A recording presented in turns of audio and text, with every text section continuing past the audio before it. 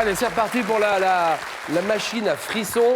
C'est notre deuxième manche, les 4 à la suite. 40 secondes. Michel est qualifié. Bravo, Michel. Merci. Et Francis aussi, il est en deuxième position. Jean-Claude mène la course.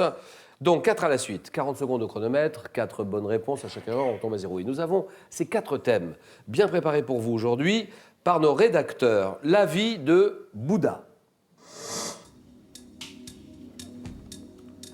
Espion et service secret.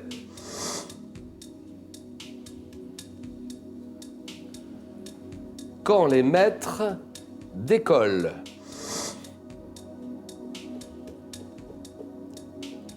Le thème mystère, vous le découvrez en exclusivité sur Twitter, hashtag QPUC. N'hésitez pas à réagir sur le match que nous jouons.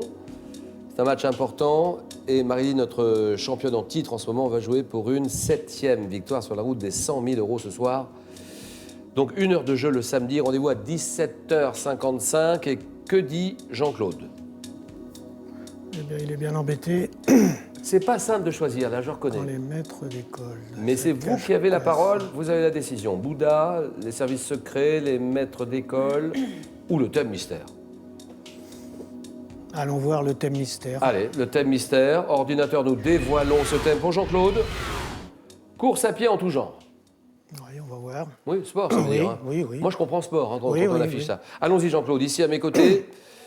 Et Carquefou, ça, c'est la ville de Nantes, hein, pas très Oui, loin. c'est la proche banlieue de Nantes. Voilà, une belle victoire il y a 15 ans, est-ce qu'on s'en souvient encore? Ah oui, ça reste dans la mémoire, tout ça. Bah, bien sûr. On salue toute la famille, tout le monde là-bas, Carquefou, les petits-enfants. Les 6 Il y en a petits-enfants. combien? 6. 6 petits-enfants. 3 petits gars, 3 petites filles. Et puis les amis dont vous faites connaissance sur les chemins de Compostelle.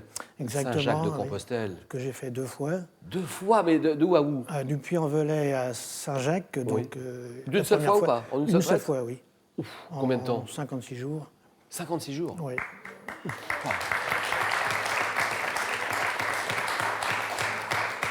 C'est une démarche spirituelle ou c'est C'est une démarche spirituelle, de toute façon, oui. bien Oui, sûr. sans doute, oui. Oui. Bon, course à pied. Alors, course à pied en tout genre, Jean-Claude, c'est pour vous. Concentration, chrono.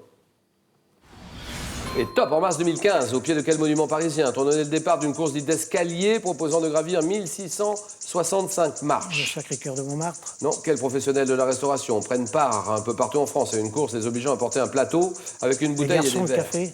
Dans quel département et région français d'outre-mer se déroule la course de la Diagonale des Fous? À La Réunion. Oui. Chaque année, en juin, dans quel pays se déroule à Tromsø, le marathon du soleil de minuit? La Norvège. Oh oui. Quel nom porte l'épreuve d'athlétisme dans laquelle les membres d'une même équipe accomplissent successivement un parcours déterminé? Un relais. Parcours. Oh, oui, oui, oui. 4 à la suite. Maximum. Bravo, mec. Merci. Super, Jean-Claude, ça c'est vraiment bien. Donc, non, pour moi, c'était pas évident. Hein.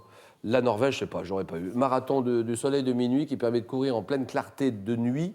La Norvège, à Tromsø, Norvège, d'accord. Mars 2015, au pied de quel monument parisien a-t-on donné le départ d'une course dite d'escalier? La Tour Eiffel. Bah oui, escalier, oui. Proposant de gravir 1665 marches. C'est la verticale de la Tour Eiffel. 4 points, Francis, décide. On va tenter les espions et services secrets. Oui, mais enfin, bon, sans Oui. certitude Non. du tout. Hein. Non, non. Bon, Francis, professeur d'anglais, d'accord. La ville de Nancy, bien sûr. Je me souviens de vous. On a eu je ne sais pas combien de vues sur notre page Facebook. Question pour un champion, parce qu'on a vu un dialogue assez sympa Oui, oui, sur l'Eurovision, dont vous êtes fan. un grand spécialiste. Je vais essayer de vous trouver une question bien difficile sur l'Eurovision. Si je vous dis l'artiste qui a représenté la Suisse en 73. Oh, c'est facile. Non, Ça. ce n'est pas Céline Dion. Ah ben non. Mais elle a représenté la Suisse, En Céline. 88, elle a gagné. Oh, pardon, oui, oui. Avec quelle chanson? Ne partez pas sans moi. Oui, c'est ça. Oui. Et Mais là, donc, c'était Patrick Juvet. Attends, hein. parce que Céline, elle l'a gagné. Oui. Et la Suisse l'a gagné grâce à Céline. Ben oui, oui, oui. Elle arrivait première devant le Royaume-Uni qui était deuxième et le Danemark troisième. Oh, pardon, oui, excusez-moi. C'est un record. incroyable. Grand spécialiste de l'Eurovision. Alors, professeur d'anglais, Nancy, attention. Francis, 40 secondes. Et vous m'avez dit espion, service secret. Top, quel nom a-t-on donné au service chargé du renseignement et du contre-espionnage à l'intérieur, à l'extérieur de l'URSS de Le 50... KGB. Quel général carthaginois, fils d'Amilcar Barca, se constitue... Hannibal. Oui. Quel bureau secret ayant fonctionné dans plusieurs pays jusqu'au 19e espionner la correspondance privée des personnes jugées dangereuses? Bureau secret. Je passe. Quelle organisation secrète, groupant des agents qui exerçaient une action diplomatique parallèle, fut créée par Louis XV en 1743? Je passe. Entre 1774 et 82, quel aventurier italien, dont les mémoires parurent après sa mort, Casanova.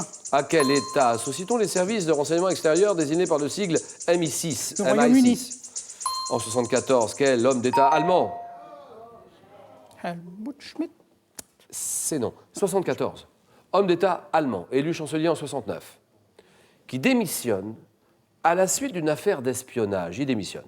C'est Willy Brandt. Ah oui. Willy Brandt, 2 points pour Francis. Voilà, tu peux y aller. Organisation secrète groupant des agents qui exerçaient une action diplomatique parallèle créée par Louis XV, le secret du roi. Bureau secret qui espionnait la correspondance privée des personnages jugés dangereux au 19e, le cabinet noir. Hannibal, fils d'Amilcar Barca, général carthaginois qui se constitue un réseau d'espions qui le tenait informé des projets de ses ennemis. Hannibal, d'accord, 2 points. Que dit Michel? La vie de Bouddha. Bien sûr, la vie de Bouddha. Allez Michel, jeune mamie, les petits-enfants sont comme des fous. Oh. Mamie Ben, ce sont des grands maintenant, ils sont Ah, grands. Hein. ah oui, oui, oui, oui. Bah. L'aînée a 18 ans, la deuxième 14. Et le Benjamin, 11 ans 11 ans, la 11 ans. Benjamine. Belle victoire il y a 7 ans, vous vous en souvenez sans doute encore. Ah oui, oui, oui. Parce que c'est des grands moments, ça. Hein. Ah, j'avais pris beaucoup de plaisir. La Rochelle. Oui. Et puis, vous êtes retourné sur les bancs de l'école? Oui.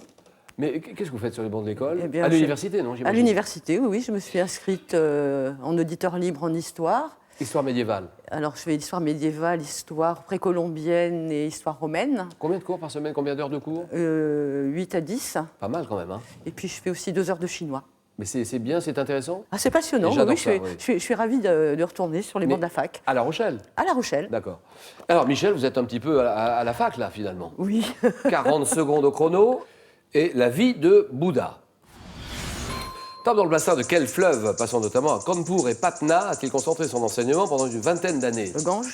En français, par quel terme traduit-on le nom sanskrit Bouddha? Je passe. À quelle discipline de vie rude et austère, fondée sur la privation des plaisirs matériels, le Bouddha s'est-il astreint pendant plusieurs années? L'asthétisme. Oui. Selon la tradition, à quel âge le Bouddha aurait-il quitté le palais dans lequel il vivait pour aller sur les chemins en quête de la vérité? 18 ans. Non. Par quel objet de forme circulaire l'enseignement du Bouddha est-il symbolisé? Un mantra. Non. Dans quelle ville de l'Inde, appelée aussi Varanasi, le Bouddha a-t-il Bénarès. prononcé... Oui. Quel dieu hindou? Bénarès, ça c'est bon, bonne réponse. Et celle-là, par quel objet de forme circulaire l'enseignement du Bouddha est-il symbolisé? Une roue. La roue de la vie. Et oui. 1 point pour Michel.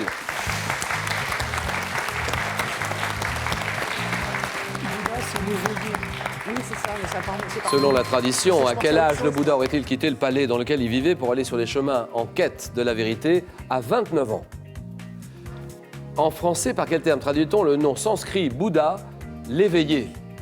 Vous le saviez, ça, l'éveillé? Oui, je le savais. Et ben voilà, Michel s'arrête là avec un petit point. Merci beaucoup, Michel. Eh ben, Merci, Michel. merci.